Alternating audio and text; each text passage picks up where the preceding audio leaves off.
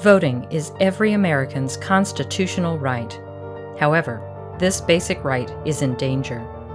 A proposal has been made to require every voter in Minnesota to show a photo ID on Election Day. Your photo ID would have to be issued by the state of Minnesota. More importantly, it would have to show your current address. This requirement would prevent some citizens from voting, like the elderly, the disabled, college students, minority groups, and low-income citizens, citizens who have lost their homes due to the housing crisis. These citizens are less likely to have a valid photo ID, especially with their current address on it. Minnesota's election system is one of the best in the country. Showing a photo ID is unnecessary because Minnesota's election system is sound. The right of citizens of the United States to vote shall not be denied or abridged by the United States or any state on account of sex. By the time the 19th Amendment was passed, 30 states allowed women to vote, but not all states. So that was why it was essential that it be done at the federal level. The National Woman Suffrage Association was founded in the late 1860s by Elizabeth Cady Stanton and Susan B. Anthony. At the same time, the American Women's Suffrage Association with Julia Ward Howe and Lucy Stone was formed, and so those two groups began to work all around the country, educating people and getting people to understand that it was women's turn for women's suffrage. One of the things that has always been compelling about this story for me is how so many people worked so long and so hard for 72 years to get women the right to vote, and many of those women did not live to see it happen.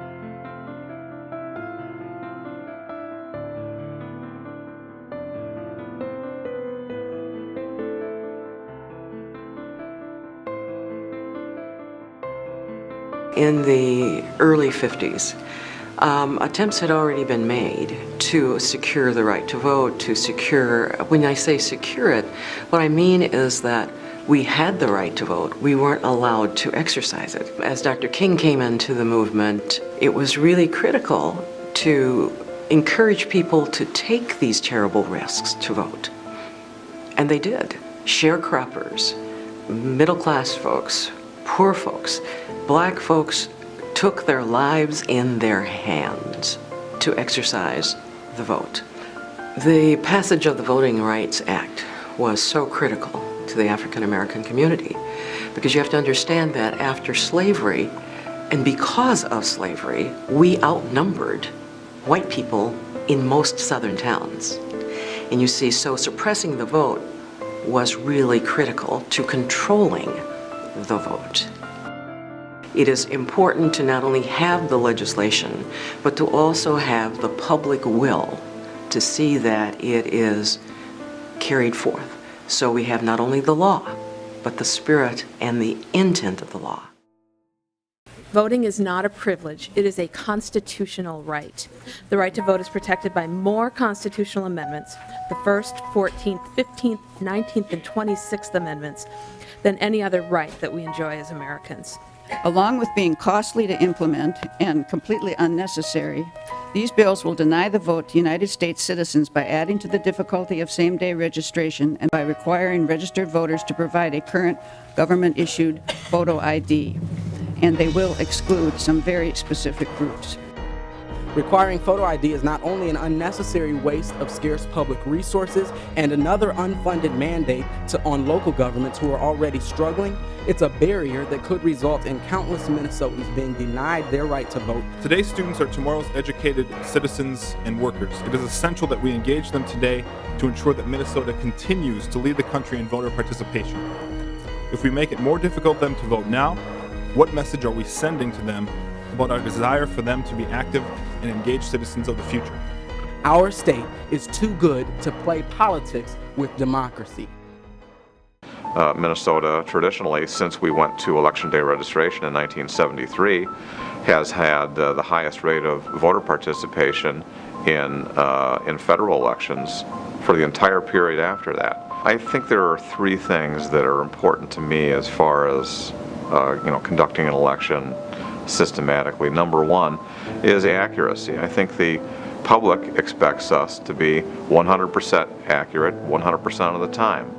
And although that probably is not a realistic goal in the real world, that is the goal toward which we are striving. Number two, the system should be accessible. It needs to be available to the public, that we want to make sure that everyone who is eligible to vote is able to vote.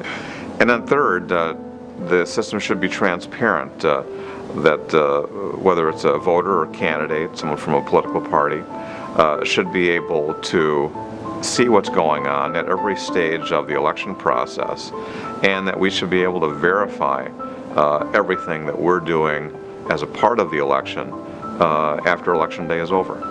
And I think the fact that we had the two statewide recounts in 2008 and 2010 is pretty good evidence that we're doing just that, and that we were able to satisfy the parties involved, that the process we used to conduct both of those elections was according to the law.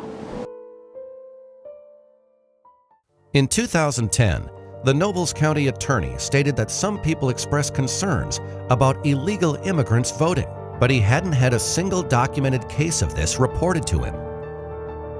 Americans are killed by lightning more often than they're victimized by any sort of fraud that ID stops. I'm not sure voter fraud and photo ID should be used together in the same sentence. I think they're used together a lot, but I'm not convinced that there is a good reason to do so. Why is that? There's no evidence we have a problem with voter fraud. Moreover, as a solution to voter fraud, you need to look at a few things. What is voter fraud? Is voter fraud a problem? What is the nature of that fraud, and what is the solution? Photo ID as a solution, what it does for us is when you go to the polls, it's a way for someone to look at a picture and look at the name in the poll book and see if, in fact, you are the same person that is presenting themselves to vote as who's written in the poll book. Which means the only kind of fraud that protects against is if someone's presenting themselves as somebody else, and that's called voter impersonation. There is no evidence that voter impersonation is a problem anywhere in this country. Photo ID isn't the fix.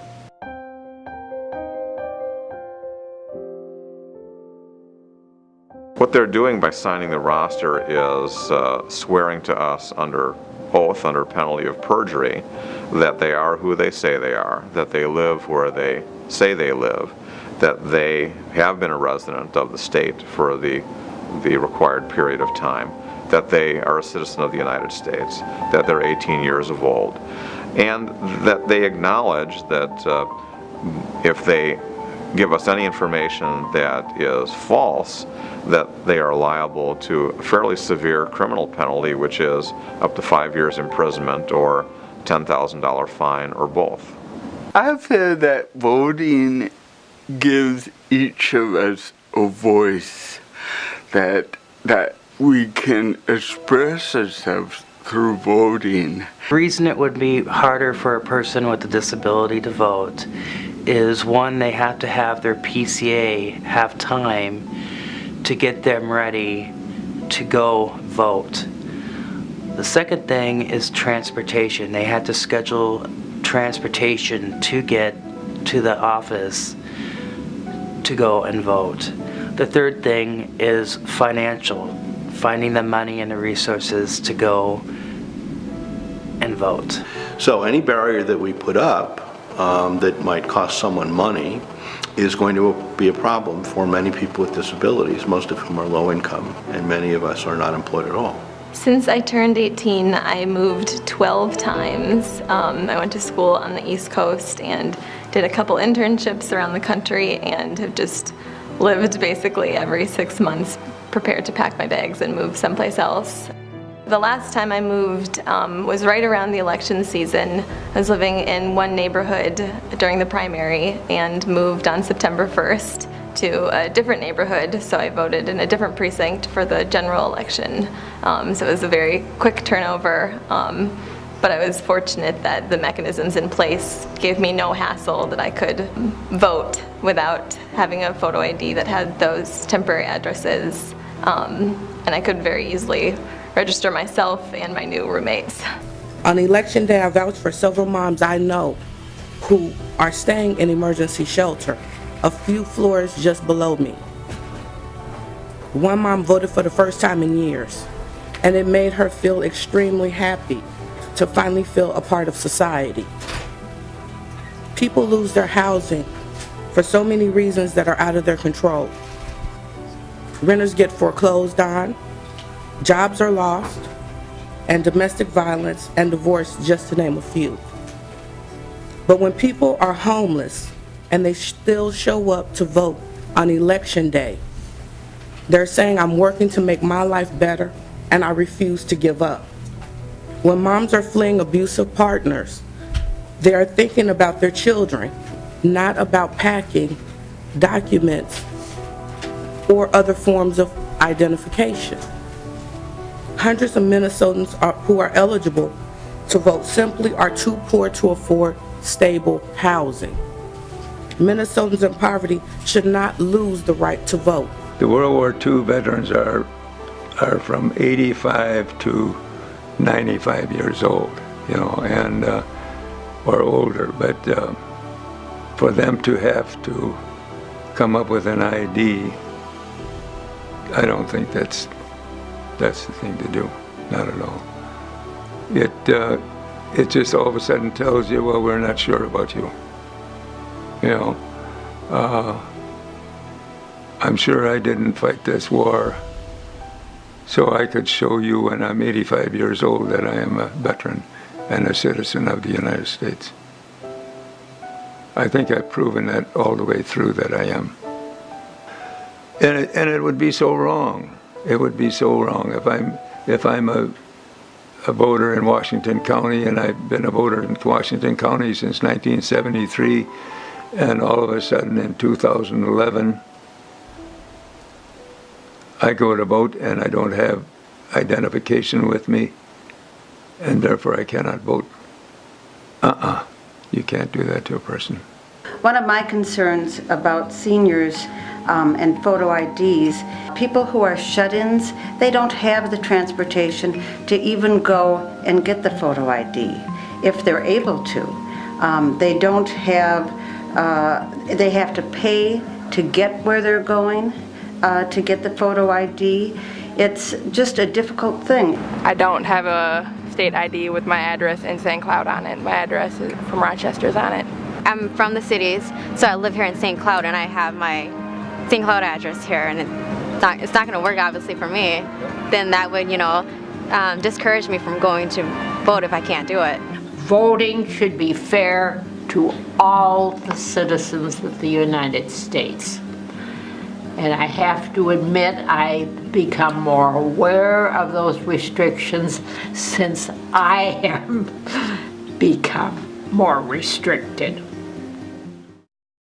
A 2006 survey showed that 11% of voting-age citizens do not have a current, unexpired government-issued photo ID. Percentages among certain groups: 18% of those aged 65 and over, 15% of those earning less than $35,000 per year, 25% of African Americans, 8% of white Americans, 18% of those aged 18 to 24 do not have photo ID with their current address and name. Supporting documents to obtain a Minnesota photo ID at present includes certified birth certificates that cost $26, and certified copy of marriage license if a person's birth certificate doesn't match the name because of marriage, so they may need that, and that costs $9. So in many cases, supporting documents could cost $35. The fact that the majority feels that certain people shouldn't have certain rights has almost always been a black eye on our nation's history. And history has always borne out that we are better off expanding the franchise. We are better off having more Americans participating in the entire process. So we're all representative, we're all self-determinative, we're all part of the political process. And so when we look at popular statistics and say, well, more people want it than don't, well, when more people aren't impacted than don't, not sure that that is the best test for eliminating rights for individuals, to undermining the rights of the minority.